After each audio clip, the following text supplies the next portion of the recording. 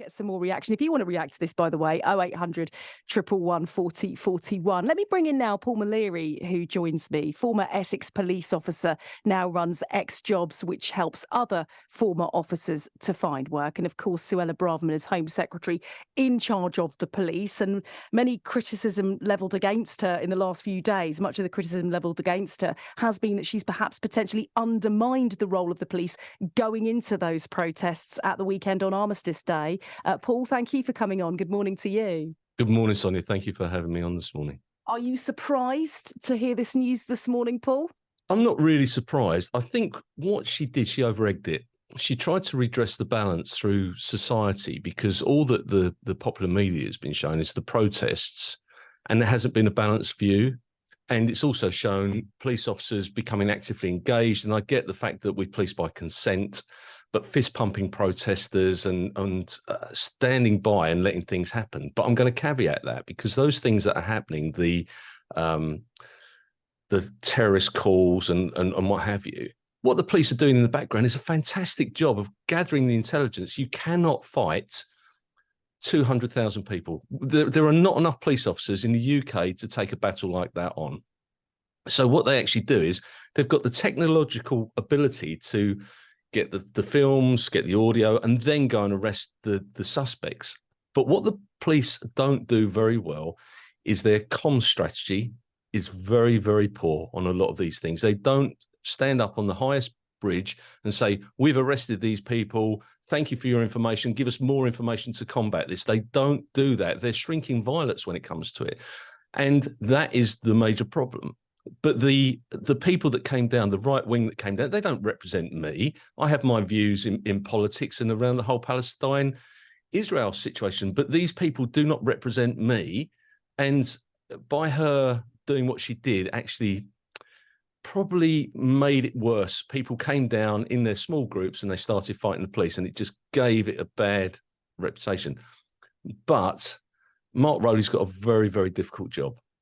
In fact, every chief officer in the country's got a very difficult job because BJ said that, didn't he? The Essex Police Chief Constable. He said the law is the law, and the problem is if you have a politician then saying things which some people say undermines that, and then you've got to go and police that at the weekend, and we know Essex officers were involved in that. It puts them in a difficult situation, but also perhaps at risk as well from a lot of people with quite heightened feelings as well. Massive amount of risk. But the other issue is that every chief constable has two masters, because you've got the Home Secretary and then they've got the PCC.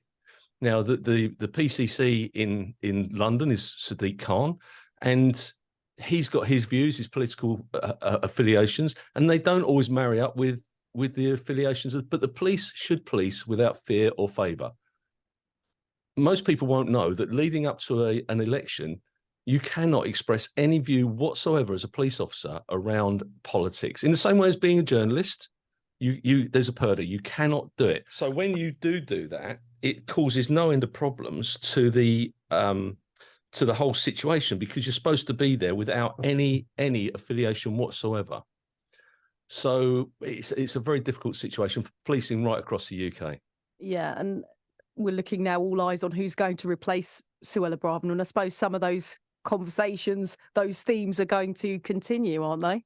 Well, they're going to continue. I just hope it's one that is favourable to the police, because for many years the police have been downtrodden by politics. And I think because of the way that they have been treated, police officers have become more politically aware, and they need to work with the police. I see it every day.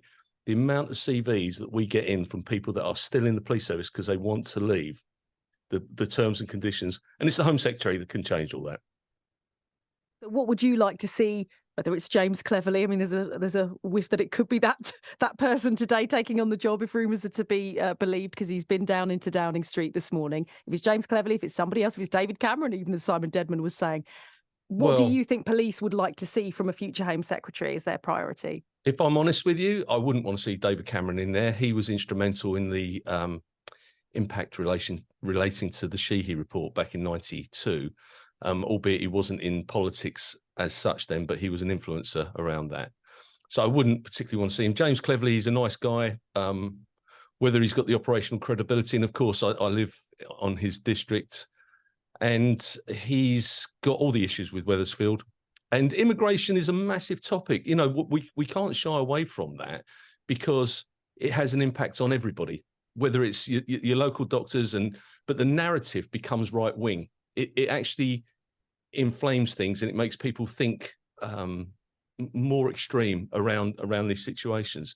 Housing, you look at the houses that we're going to have to build because we've got more people coming, and it all then gets attributed to these people that are coming over. So there's got to be some sensitivity around it, but there does need to be a robust Home Secretary who needs to deal with things and get policing back on a level playing field where there is no fear or favour, and that police officers are working for everyone in their community, because the perception is that they're only working for a certain number of members of the community. Paul, good to have you on the show, reacting to that breaking news this morning. Paul Mulleary on BBC Essex, where the time is now almost 18 minutes past 9.